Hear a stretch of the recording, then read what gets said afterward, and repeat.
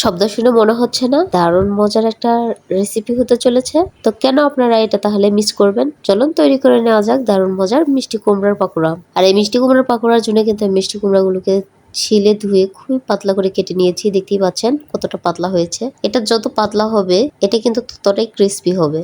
আর মোটা হলে একটু নরম থেকে যায়, ওটা ভালো লাগে না। মিষ্টি কুমড়ার চোপের জন্য কিন্তু প্রথমে আমি ব্যাটার তৈরি করে নিব। এর জন্য কিন্তু একটা বলে আমি দিয়ে দিলাম 1 বাটি বেসন, আর তার সাথে দিয়ে দিচ্ছি গুঁড়া মরিচ, হলুদ, আর সামান্য একটু লবণ আর একটুখানি জিরা। আর এর সাথে দিয়ে দিলাম 1 প্যাকেট ম্যাজিক মশলা বা নুডলসের মশলা।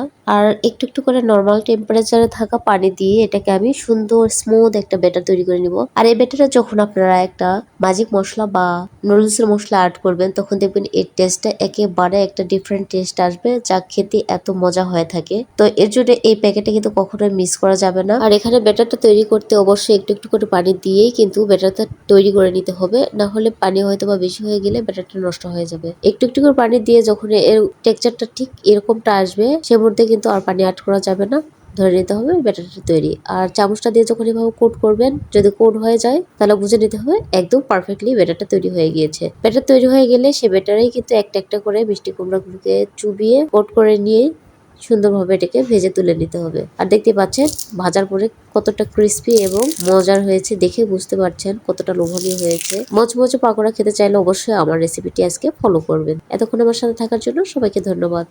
আল্লাহ হাফেজ।